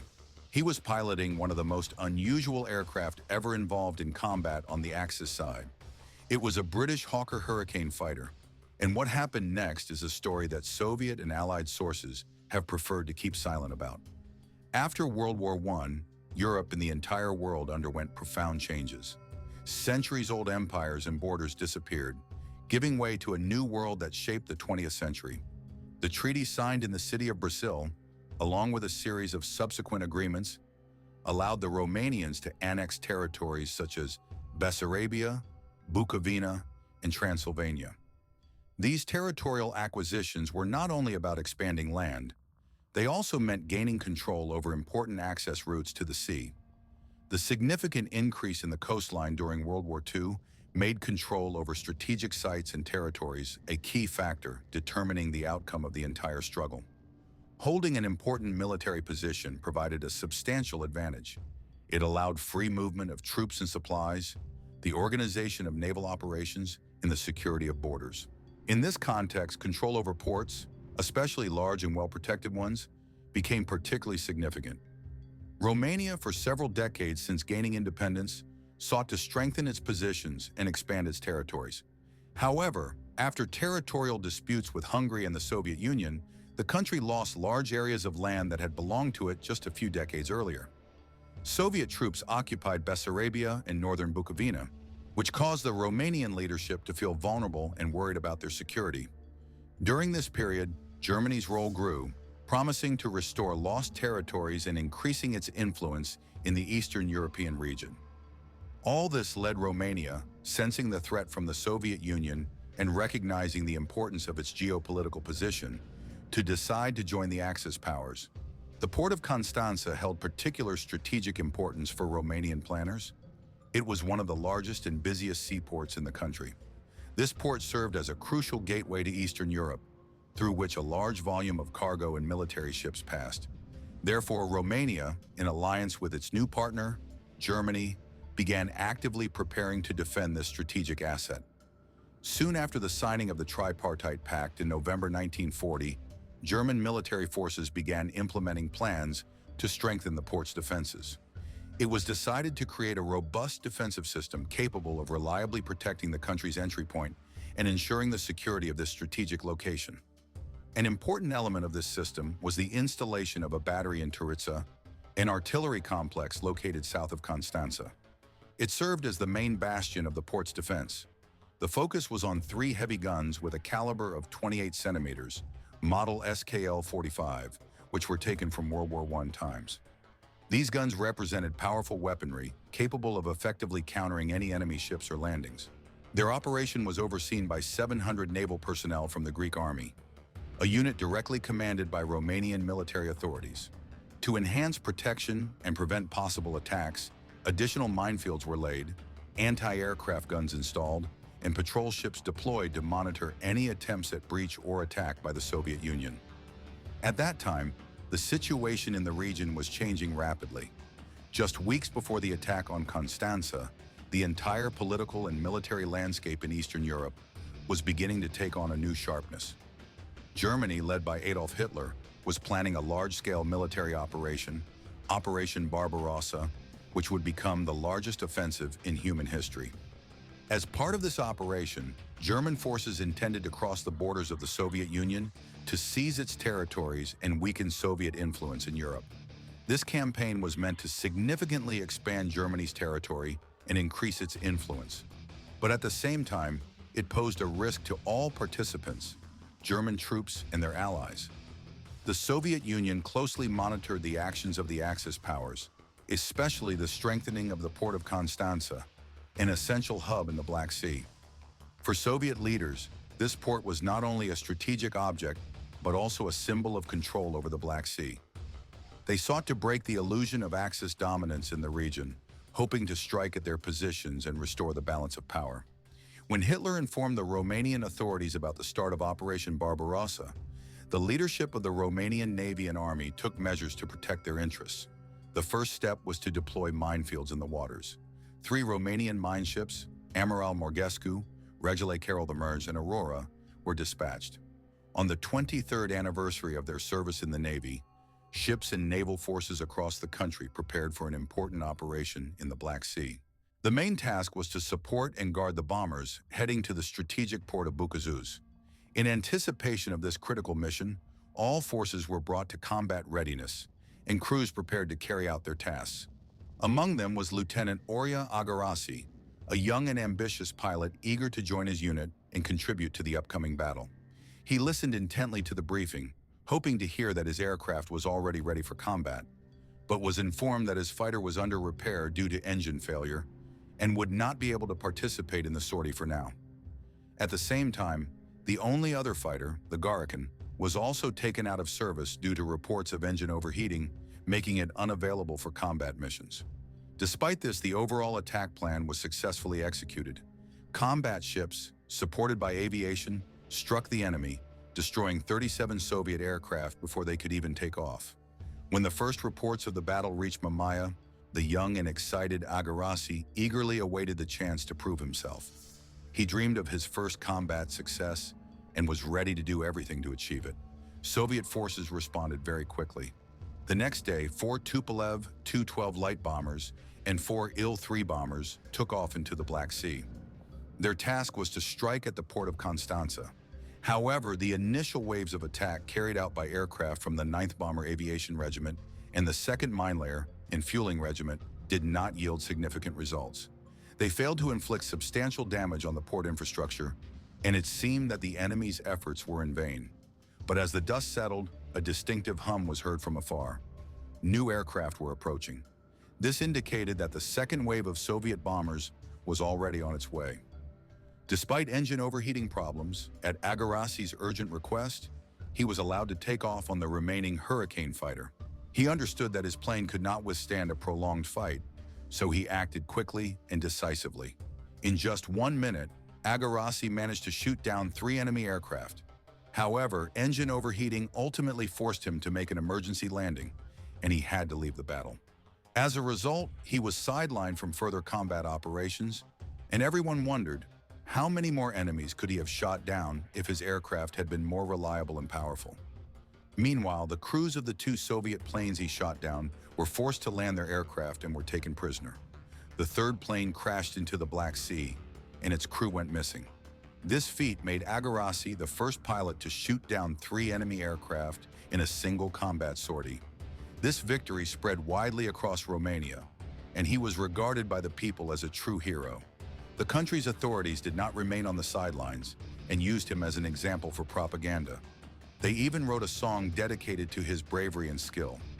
For his achievements, he was awarded the 3rd-class Medal for Aviation Valor, received the title of Knight in the Order of the Crown, and was awarded the Iron Cross of Germany. Additionally, he was promoted to the rank of captain. The Soviet forces, in turn, drew conclusions from the event and revised their strategy. The commander of the Black Sea Fleet, Vice Admiral Philip Octabi, developed a new plan of action. The next strike on the port of Constanza was to be carried out not only from the air. Soviet forces felt intense pressure from multiple sides, and a successful attack could significantly change the situation. Such a raid should have been coordinated so that if the first assault group succeeded, an enemy landing force would already be on standby, ready to quickly seize and control the port. At this time, at midnight and 30 minutes, an approaching enemy ship was spotted from the east, a Romanian Royal Navy submarine named NMS Delfino. Upon receiving the warning of the impending threat, the Romanian armed forces, the Marines from Crete, and the entire port prepared for immediate defense and possible combat. By 1:38 a.m., the enemy assault group, led by commanding figures named Moskwa and Kharkov, had taken a strategic firing position, selecting the optimal point to launch their strikes. From a distance of approximately 15 miles, they began shelling the railway station within the palace and port infrastructure, causing significant damage. In just 10 minutes, they fired about 350 shells, igniting a fire on a freight train carrying ammunition and several oil tanks, which were instantly engulfed in flames. However, thanks to timely intelligence about the approaching enemy from the submarine NMS Delfino, Romanian forces were able to prepare and avoid falling into the enemy's trap. Meanwhile, strategically positioned near Cape Tuzla, the destroyers NMS Regina Murat and NMS Mari took their stations, executing precise and coordinated fire on their targets. Operating at roughly 15 miles distance, they confirmed their combat readiness and accuracy, repeating their command orders flawlessly. As dawn broke over Constance, the enemy ships, creating a clear silhouette on the horizon, made it easier for defenders to aim their guns and fire. At the same time, the enemy vessels, thanks to their color and shape blending seamlessly with the Tuzla background, posed difficulties for the opponent's targeting, leading to shooting errors. In response, the Romanian ships Regina, Maria, and Marasi launched a powerful counterattack, delivering strong blows to the enemy. During the exchange of fire, Kharkov received several hits, and Moskva lost his main mast and sustained serious damage. German coastal batteries, operated effectively and precisely by the Marine infantry from Crete, joined the fight, increasing pressure on the Soviet fleet and further complicating the enemy ship's situation. In an attempt to regroup and retreat, Moskva began a slow withdrawal eastward. However, this movement contained a tragedy. Due to navigational errors, the already damaged ship found itself trapped in a minefield laid near Constanza several days earlier. A sudden, deafening explosion tore the ship in two, after which it rapidly sank, becoming an underwater grave for more than 300 sailors. Of the crew, numbering 400, only 79 were rescued. The rest perished or remained in the icy waters of the Black Sea. Overhead at that time, bombers from the Soviet Black Sea Fleet's aviation group, part of the 63rd Marine Aviation Brigade, attempted to compensate for the ineffectiveness of ground and naval forces. They took off from a base in Saki on the Crimean Peninsula, split into four groups. One headed toward Constanza, while the others targeted the areas around Salina, Bucharest, and the Danube Delta. The enemy's anti-aircraft defense in Constanza proved to be so strong that one of the bomber groups, according to reports, was forced to drop their bombs directly into the water to avoid coming under heavy fire. The unexpected effectiveness of this chaos and confusion was punctuated by an explosion once again. This time another mine detonated, causing serious damage to the cruiser belonging to Commander Rachilov. This raid on the port of Constanza did not achieve its main goal, to completely paralyze the port and its defenses. Despite the enemy's efforts, supported by German allies, Romanian forces managed to repel the attack, which was carried out along several fronts simultaneously. Their naval, aerial, and artillery defensive positions proved to be strong enough not to give way easily to the enemy. As a result, the morale of the Romanian troops was significantly boosted. The defensive plans and heroic actions of individual commanders and soldiers, such as Lieutenant Oria Agarici, became widely recognized and admired.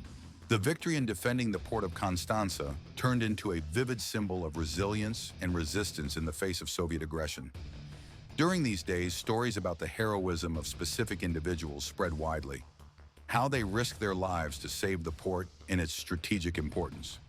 Overall, the success of the port's defense demonstrated the high combat readiness of the Romanian armed forces and served as an example for the entire country. However, despite these achievements, the battle also revealed vulnerabilities. The minefields, which proved highly effective in sinking the Soviet cruiser Moskva, also created significant navigational problems. Even for Romanian ships, ensuring safe passage through the minefields and preventing similar fates for their own vessels was crucial. Therefore, it became clear to the command that routes needed to be carefully monitored and that accidental collisions should be avoided.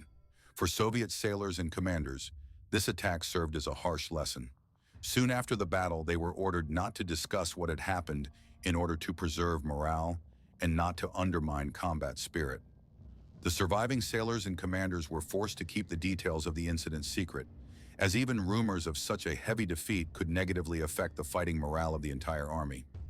The loss of Moskva, the flagship, was a significant blow to the Soviet naval forces and instilled a sense of vulnerability. Vice Admiral Philip Okiki, commander of the Black Sea Fleet, began re-evaluating the strategy and tactics of his forces. Inspired by this event, the Soviet command leaders decided to focus on more covert and indirect methods of warfare. In particular, they paid special attention to the development of submarines to use them for striking at the enemy's vulnerable supply lines and disrupting maritime supply routes. Additionally, nighttime bombings became one of the preferred methods of attack, as it allowed for the element of surprise and helped avoid the powerful daytime defensive systems guarding vital targets such as the port of Constanza. During this time, the German fleet continued to improve.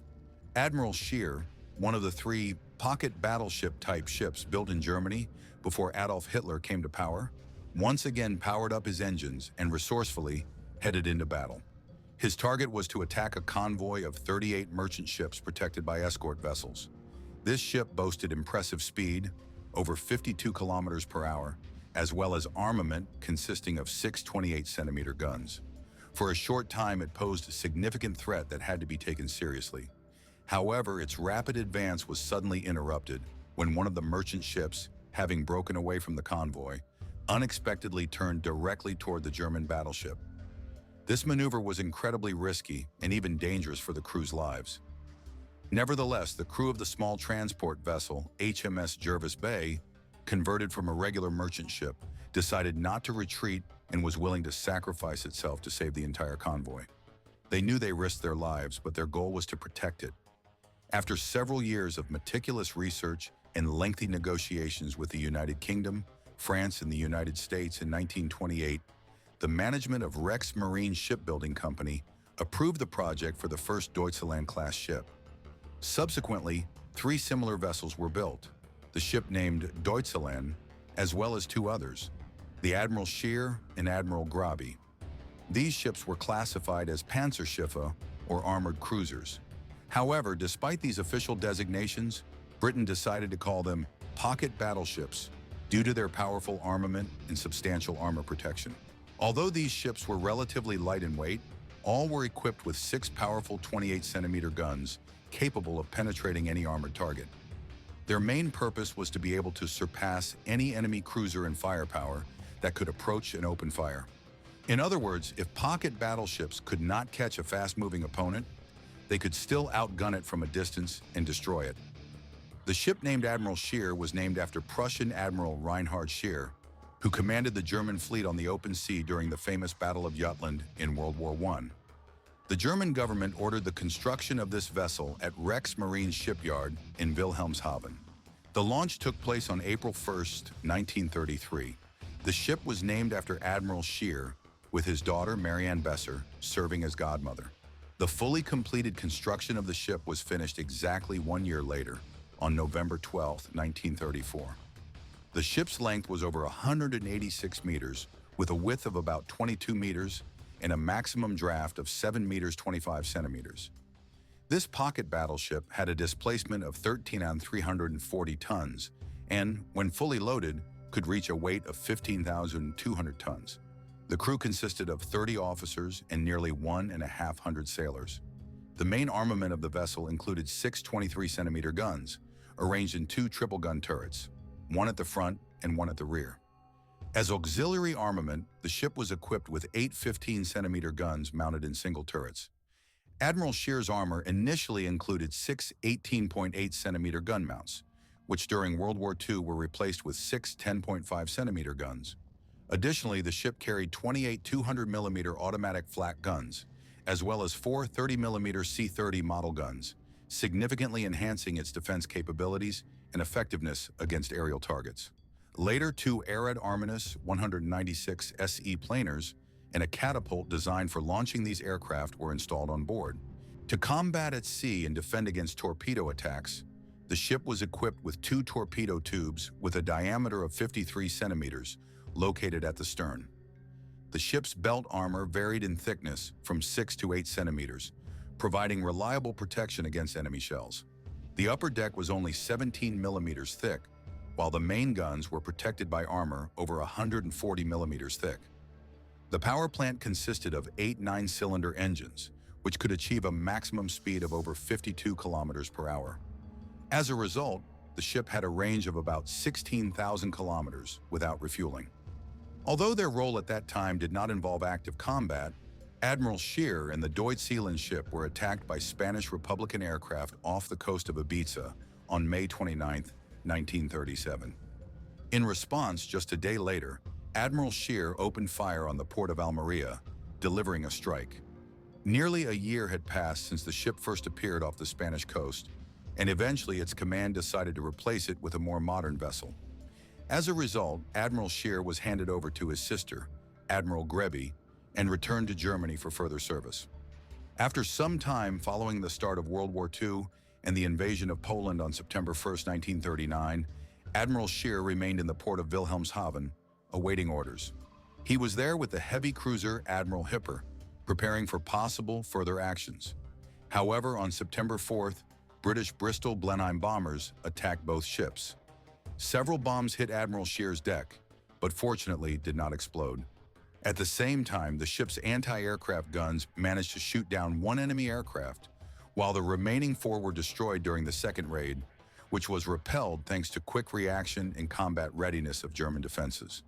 This became a sort of baptism by fire for the ship, its first combat test. Soon after, the cruiser was modernized and converted into a so-called raider, a ship designed to disrupt enemy trade routes. This approach aligned with Admiral Rader's strategy, which aimed to interfere with Allied convoys rather than engage directly with the superior forces of the Royal Navy. Under the command of Captain Theodore Crank, Admiral Scheer was sent to the Atlantic in October 1940 to strike at convoys passing through these waters. He cautiously navigated through the Arctic Ocean to avoid encounters with British ships, only then passing through the Denmark Strait. During a fierce storm that swept two crew members overboard, Captain Crank received important intelligence. A large British convoy, codenamed HX Sewell, had departed from Halifax, Nova Scotia. The convoy consisted of 38 merchant ships escorted by the converted merchant vessel HMS Jervis Bay, which was armed solely with 6-inch guns from World War I, and nothing more. Every day, Captain Crank sent his two hydroplanes, the Aris C, to locate the convoy, until finally on November 5, 1940, it was spotted. When Admiral Scheer's crew saw the convoy, all weapons and personnel rushed to battle stations to prepare for combat. At that moment, HMS Jervis Bay and its commander, Captain Edward Fagan, displayed courage and resilience despite their modest armament. They resisted the British ship for more than 22 minutes, although unable to stop it. Ultimately, Jervis Bay was sunk, but during that time, it managed to buy enough time for most of the convoy's ships to escape. Admiral Scheer opened fire with his guns, rapidly gaining speed to catch up with the convoy and inflict maximum damage. His guns relentlessly fired, and the engines roared, trying to catch and destroy him. In April, the second squadron of ships, known as a pocket cruiser, or in other words, a small battleship, set out once again, returning to the port of Kiel after a long and intense combat raid across the Atlantic Ocean. This raid, covering approximately 85,000 kilometers, resulted in significant losses for the enemy. 17 Allied merchant ships were sunk, with a total tonnage exceeding 114,000 tons. This success confirmed Admiral Scheer's effectiveness, demonstrating his ability to operate successfully as a naval raider and inflict substantial damage on the enemy's merchant fleet. Sometime later, in February 1942, Admiral Scheer again took to the sea, participating in an operation codenamed Russell Spring.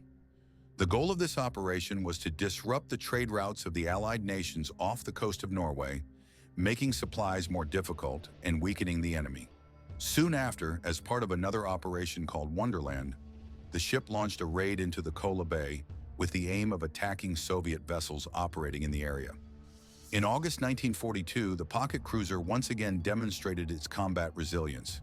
It sank the Soviet icebreaker, Cyberakov, and conducted artillery shelling of the port of Dixon, striking Soviet positions and ships.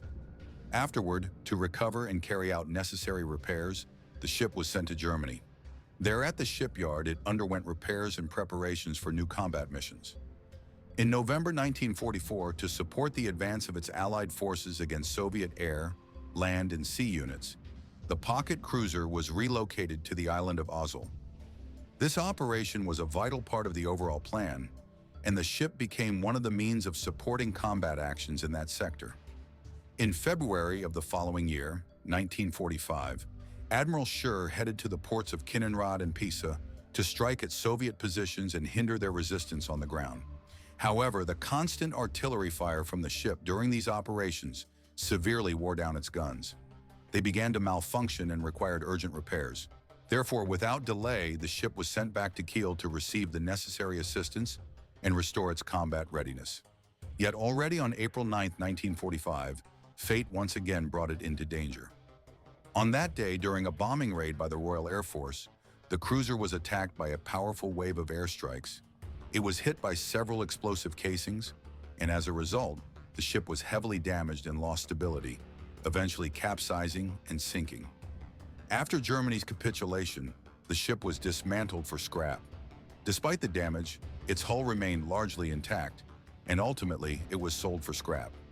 Today, after completing all the work on filling the inner harbors and constructing new port facilities, the remains of this ship rest beneath the waters off the coast of Kiel. They remain there as a reminder of those bloody and difficult times. In early October, on the 25th day of 1944, when the Allies began active operations to retake the Philippines, the American forces made a serious mistake that could have changed the course of events. They were deceived by the cunning Japanese plans, and the Americans found themselves completely unprepared for a major naval battle in the Pacific, for the first time during the war. As a result, the American Third Fleet was diverted to a false objective and engaged in a futile pursuit of Japanese ships, creating ideal conditions for Japanese forces. At that moment, Japanese ships located east of Samar Island had free access to the landing craft. On them loomed the Japanese super battleship Yamato, the greatest and most powerful combat vessel in the history of naval battles. This colossal ship was armed with massive guns capable of firing enormous shells that reached a range of over 15 miles. One such shell could destroy any ship in Sprague's squadron. This colossal warship, in terms of size and firepower, surpassed all other vessels in its fleet, making it a truly invincible monster of naval combat. In addition to Yamato, 3 other large warships, 8 cruisers, and 11 destroyers quickly approached the American squadron. All of this created a very dangerous situation, as the Japanese ships clearly outnumbered and outgunned the Americans. In contrast, the armament of the Taffy III ships consisted of medium-sized guns operated by crews more suited for fighting aircraft and light armor, such as surface submarines. Submarines surfaced to the surface. The sailors of Taffy III were significantly weaker in firepower and outgunned, but they could not escape from the Japanese ships. The closer the Japanese cruisers approached, the faster the American destroyers released thick black smoke to conceal their aircraft carriers from enemy targeting fire, which could easily destroy the defenseless carriers like paper. At this most perilous moment, the destroyer USS Johnston suddenly emerged from the smokescreen. This 15,000-ton ship was commanded by Captain Ernest E. Evans, a Cherokee Native American who had promised never to retreat before the Japanese. On the contrary, Captain Evans decided to take a risky move, sacrificing one ship, and charged directly into the ranks of heavily armed Japanese vessels. With zigzagging maneuvers, he navigated through the dense fire of 23 enemy ships, understanding that one precise hit could end his crew's lives. Fortunately, he was not alone. Part 38 of 45. 6 squadrons of American fighter bombers flew over the destroyer, cutting through a hail of tracer rounds and shrapnel, destroying the enemy with everything they had. Despite everything, this brave ship managed to approach the Japanese heavy cruiser Kumano, one of its main foes. It fired all 5 of its guns at the massive vessel, launching 200 shells in just 5 minutes. Remarkably, it managed to destroy the gun emplacements and then launched a series of 10 torpedoes that literally tore Kumano apart. After exhausting all its torpedoes, Johnston turned back toward Taffy III, continuing to bombard the enemy with hundreds of shots at anything bearing the rising sun emblem on its side. But finally, its luck ran out. Ultimately, USS Johnston was struck by a direct hit from the ship Congo. The enemy shell pierced the hull, destroying the boiler and significantly reducing the vessel's speed. Additionally, one of the heavy cruiser's shells ignited an ammunition magazine for the anti-aircraft guns, causing explosions and scattering shrapnel across several decks. Another shell fired by an enemy directly hit the bridge, breaking the mast and destroying communication and radar systems. Captain Evans was wounded, losing 2 fingers and suffering serious injuries from shrapnel, but he continued to give orders and steer the ship. Amid the chaos of the battle, the crews of the Avengers and Hellcats continued their attack. This clever maneuver confused the Japanese and bought the American fleet precious time to retreat and escape. Based on Johnston's bold actions, the remaining destroyers Herman Hall and Samuel B. Roberts charged through dense smoke and dust clouds into the fight, risking everything to save themselves. Among the ships of the Taffy's 3rd Squadron, Roberts stood out for its small size, sluggishness, weak armament, and almost complete lack of armor. While the second wave of attacking ships, smaller and more lightly armed, reached torpedo range, they sailed past the damaged Johnston, which, barely moving, was slowly returning to its aircraft carriers. Its captain, Evans, stood on the deck in full combat readiness, saluting the passing destroyers that, despite obvious danger in an almost hopeless situation, rushed toward almost certain death. Clenching his teeth, he ordered his ship to turn back and re-engage in battle to help his comrades. Meanwhile, the other American destroyers, full of resolve, headed straight into the heart of the Japanese column. Armed with powerful anti-aircraft and anti-submarine guns, while Johnston, despite all its damage, continued to cover its allies with fire from its 5-inch guns, targeting enemy artillery and torpedo boats remaining in its range. At the same time, Hall launched torpedoes at the battleship Congo, but without much success, and then shifted to training volleys against the Imperial cruiser Haguro. Meanwhile, Germans struck 4 Japanese battleships, firing 54-pound shells from her 5-inch guns, and then turned toward the main target, the Imperial ship Yamamoto.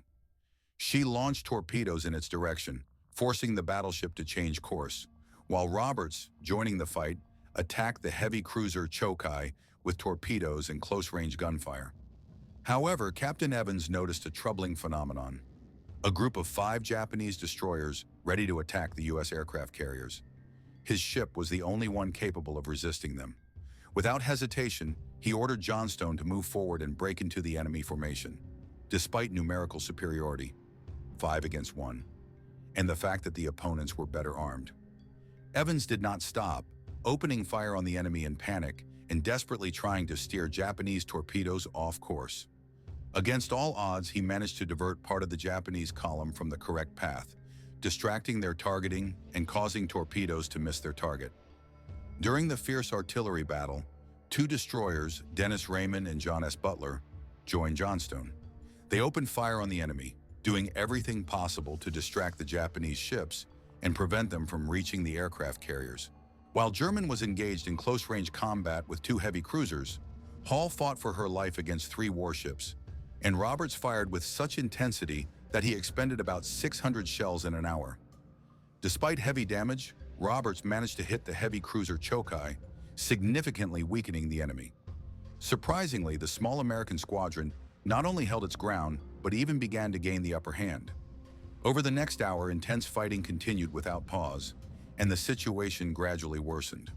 Despite German and her escorts being under constant fire from powerful ships, battleships and cruisers, and ultimately being hit by the Japanese ship Congo, 3 14-inch shells tore through her stern, destroying the engine and artillery installations and disabling her navigation system.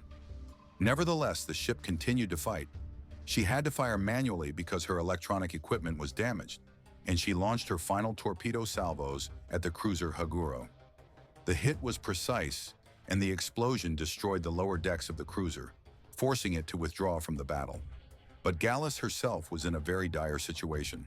Most of her armament was either out of ammunition or damaged and unable to fire anymore. She could no longer evade enemy attacks. In 1 hour of battle, Gallus received 40 hits and was completely destroyed. The captain ordered the crew to abandon ship, but the artillerymen refused to surrender. They remained at their positions, continuing to fire even as the ship began to sink. Only after an enemy shell exploded, the ammunition supplies where they stopped.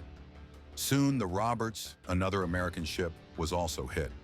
3 powerful armor-piercing shells forced the captain's crew to abandon the ship, bringing their heroic struggle to an end. A unique and tragic situation occurred on the aircraft carrier Gambier Bay. It was the only case in history where an American aircraft carrier was sunk by surface fire. During the battle, it was struck by 15 enemy shells, yet it continued to stay afloat. In addition, all other escort ships, despite the danger, kept their desperate run to the safe zone thanks to brave destroyers that sacrificed themselves to save the other vessels. These destroyers successfully avoided a second enemy torpedo attack, largely thanks to courageous pilots who, firing machine guns, engaged the enemy while reaching speeds of about 200 miles per hour. In another part of the battle, the ship Johnston fought its last fight, opening fire in all directions, surrounded by 4 destroyers that ruthlessly tore apart its superstructure. Its guns were destroyed and its engines flooded, prompting Captain Evans to order the ship to abandon. Johnston disappeared from sight and was never seen again. While the Japanese destroyers retreated, their crews came onto the decks and saluted the American sailors who fought and remained in the water. In this fierce clash, lasting about 2.5 hours, the Americans lost 4 ships: the destroyers Johnston and Gallus, the minesweeper Samuel B. Roberts, and the aircraft carrier Gambier Bay. At the same time, the Japanese, starting the battle with a much more powerful force, suffered similar losses. 2 heavy cruisers, Chokai and Chikuma, were heavily damaged.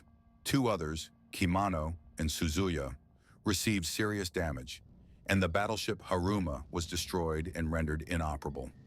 Admiral Teo Kurita, realizing that the cost of losses was too high and observing the approach of fresh reinforcements, decided to cease the fight. The Taffy 3 group somehow held its own against the largest fleet in history, a total of 6 aircraft carriers and 7 destroyers. In the end, this brave crew lost 792 men in battle, and another 668 were wounded. Despite enormous difficulties and incredible losses, they managed to accomplish their mission. The entire combat-ready part of the German fleet was awarded a high honor: the Presidential Memorial Certificate for Meritorious Service, and Captain Evans was posthumously awarded the most prestigious honor, the Medal of Honor. This award became a testament to the heroism and self-sacrifice demonstrated during the fierce battle off the coast of Samara, where the fate of the ships was decided literally on the brink of life and death. At the same time, Admiral Kurita was confident that he was engaging with large ships, aircraft carriers and heavy cruisers of the American fleet, which accompanied the major warships. He could not even imagine that he was actually facing smaller units, half the strength of what he expected to encounter. This misjudgment of the enemy's forces played a role in the battle, which turned out to be one of the most intense and memorable in naval history. Germany at that period was taking its first steps toward building new warships capable of competing with British and French armored aircraft carriers. However, the main difficulty was that all these ships were constructed under strict limitations imposed by the Washington Naval Treaty. This treaty set strict constraints on the size, displacement, and armament of ships, greatly limiting the possibilities for creating truly powerful war vessels. As a result, even the largest German ships, such as the Scharnhorst class, were significantly weaker than what would be expected for ships of their size. The Scharnhorst was armed with an 11-inch gun and 12 guns of about 5.5 inches caliber. The ship was laid down in June 1930 and completed only in October 1939. Usually, the Scharnhorst operated alongside its sister ship, Gneisenau, and their joint raids along routes used by Allied convoys supplying the Soviet Union caused considerable damage. After German ships successfully sank several British merchant vessels in the Atlantic and Northern Europe, the British command launched active searches and pursuits of German ships. However, the Scharnhorst was not willing to surrender without a fight. In December 1943, the Battle of North Cape took place. This was the last major engagement between large British and German warships with heavy armament. This battle was not only the final clash of such ships, but also one of the last battles between battleships in the entire war. To sink the Scharnhorst, more than 14 heavily armed ships were required, clearly demonstrating its high combat capability and resilience. After the end of World War I, under the terms of the Treaty of Versailles, the development of the German military fleet was strictly limited. Germany had to reduce its army to 100,000 men, which was insufficient for the full defense of the country. These restrictions particularly affected the German Navy, the Kriegsmarine. The Allies prohibited Germany from owning or building dreadnought-type ships, which were considered the largest and most powerful warships of World War I. All naval equipment could only be modernized, not improved, and the weight of such ships was not to exceed 10,000 tons, roughly equivalent to a heavy cruiser of the British fleet. These strict restrictions made Germany virtually defenseless in the event of an attack by the victors. Despite this, German engineers and naval officers did not give up and sought ways to circumvent these limitations. They developed a new concept, so-called pocket battleships, small in size but quite powerful vessels.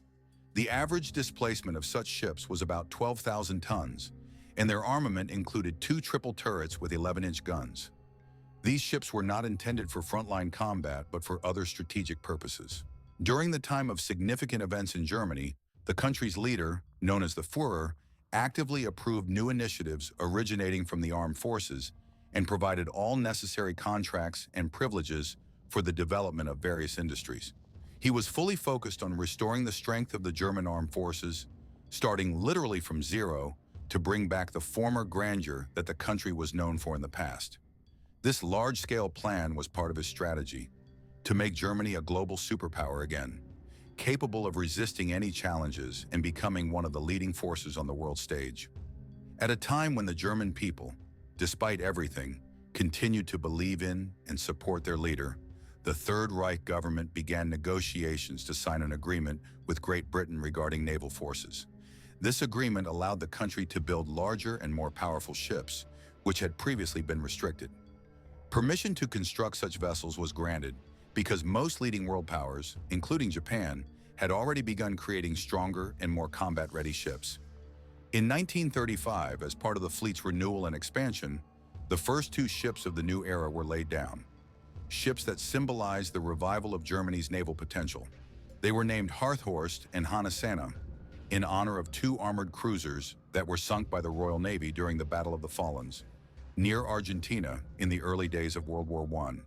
These names also honored two Prussian generals considered founders of the Prussian army during the Napoleonic Wars of the 19th century. The first ship, Harthorst, was laid down in June 1935 and launched in October of the following year at the naval shipyard in Wilhelmshaven.